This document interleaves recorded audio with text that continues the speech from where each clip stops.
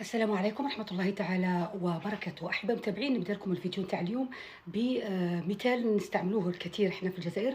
هي اللي يقول لك اللي ما يرضاش بالنعمة ربي يحرمه منها، وهذا ما يحدث في المالي. وهذا ليس تشفي، لأنه اللي راح يخلص الفاتورة غالية جدا جدا هو الشعب المالي، الذي أصبح الآن معزولا من كل النواحي، وليس عزلة يعني سياسية، وإنما عزلة اقتصادية وأمنية وغذائية وصحية.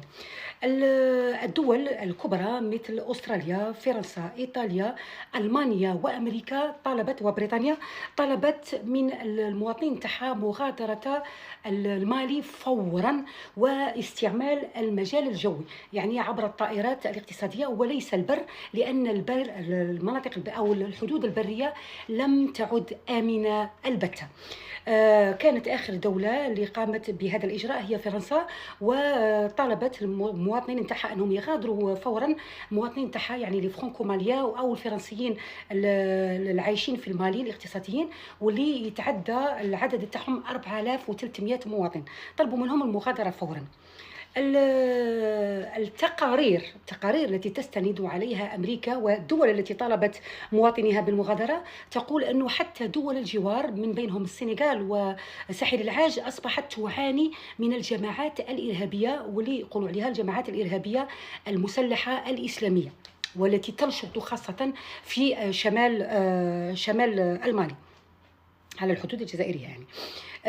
يقولوا أنه هذه الجماعات أصبحت تتوغل حتى بالداخل، وأصبحت مناطق ومدن من المالي معزولة بتاتا، يعني لا تدخلها لا مؤونات لا مساعدات لا حتى حاجة.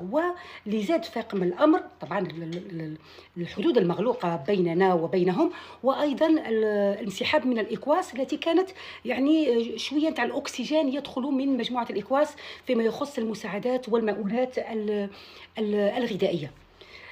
هذه الجماعات الإسلامية أصبحت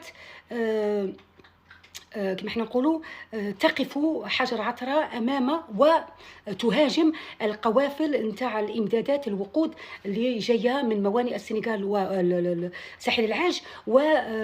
بما أن هذه المساعدات ما ولاش تدخل، وأصبحت تعيق حتى الاقتصاد الدول المجاورة، ولذلك يعني مصالح الدول الخارجية بالسنغال وساحل العاج لن يعجبها الأمر بالمالي، وستتخذ طبعا إجراءاتها بدافع حماية مصالحها بدول الجوار لتنقض على المالي، اللي السند الوحيد لها هي روسيا. يعني كل هذه الدول قالت أنها تعاني مما يحدث بالمالي، إلا روسيا التي كذبت هذه الأمور وقالت احنا ما طلبناش من المواطنين تاعنا مغادرة المالي.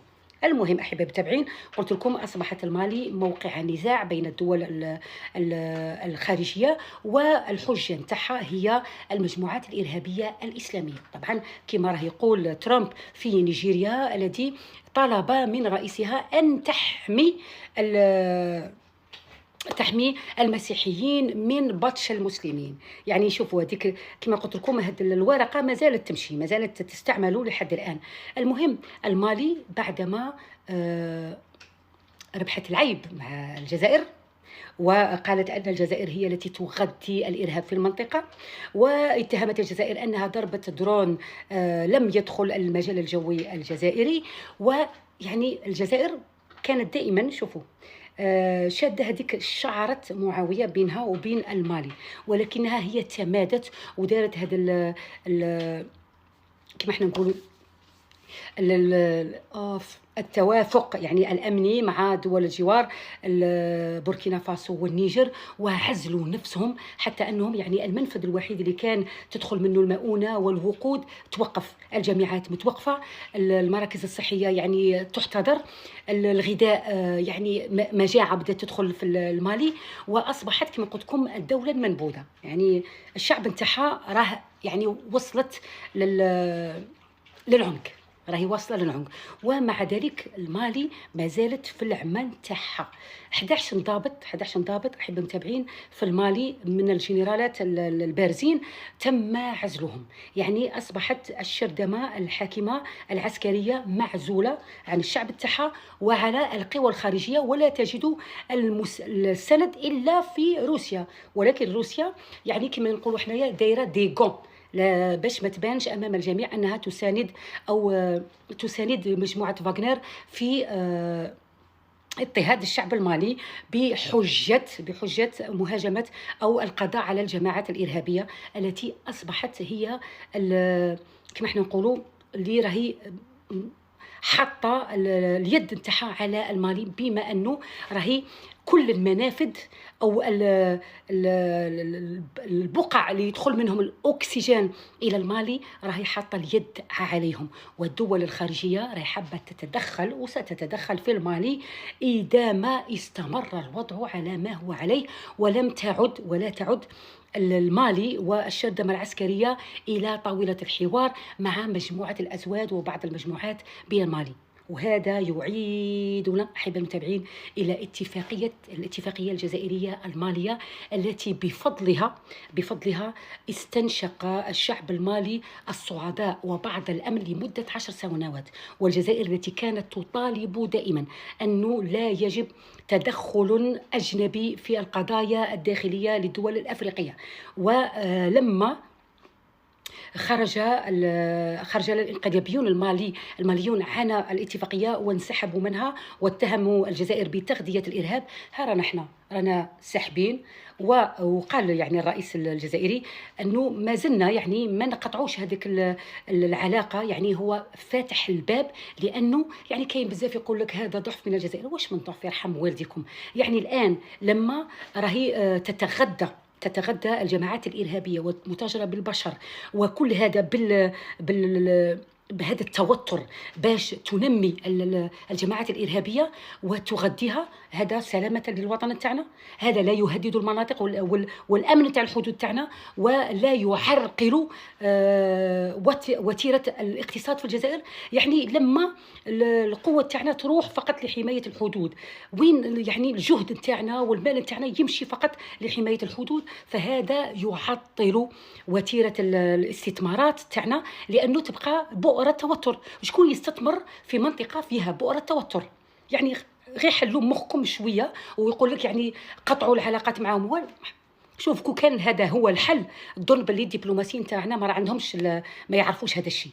المهم أحب المتابعين أنا نقول لكم أنه المالي عندها حل وحيد. يعني الآن السند الأول اللي كان عندها يعني كنت تسرى أي حاجة أو تدخل أمريكي أو فرنسي في المنطقة لحماية المواطنين تاعهم والمصالح تاعهم غادي، يعني ربما يقول ماشي في المالي ولكن في السنغال وساحل العاج والحل الوحيد باش يحموا المصالح تاعهم في تلك الدول هي ضرب الجماعات الإرهابية اللي متواجدة في المالي.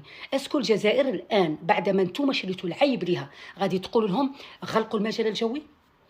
الله أعلم، أنا مانيش في مكان الجزائر، لأنه حتى أمريكا راح عندها مصالح عملاقة، بدليل أن 2 شركتين عملاقتين بأمريكا راهم يستثمروا في الجنوب الجزائري في مجال الطاقة. يعني رانا نشوفوا أنه المالي حطت روحها في موقف لا يحسد عليه. وهل تظنون أن في ظل هذه التوترات الكبيرة وربما تدخل دول عملاقة مثل أمريكا بريطانيا وفرنسا في المالي لحماية مصالحها ومواطنيها، النيجر والبوركينا فاسو غادي ما ينسحبوش من اتفاقية المالي الأمنية والقضائية؟ يعني غير نكونوا شويه واعيين احب المتابعين. وراني نقول هنا في مجال تحليلي، يعني ماشي في نطاق انه الجزائر غادي تترك المالي لحالها. المالي رفضت، يعني احنا ما غاديش نعرفوا مصلحتهم خير منهم، هما راهم قابلين على روحهم. الجزائر حاولت ومدت يدها فعليا من اجل ان تبقى القضيه ماليه، ولكن هما ما حبوا أن هما ظنوا أن روسيا كفيلة وحدها أنها تقف أمام طوفان الدول الأوروبية وأمريكا. هذا ليس صحيح، بدليل أن الجزائر دائما تؤمن بسياسة عدم الانحياز، يعني لا عدو ولا صديق، أنا مع الجميع، وهذه اللي راهي تنقضها لحد الآن. المهم المالي في وضع لا يحسد عليه، وأظن أنها فقدت السند الوحيد لها في الحدود تاعها اللي هو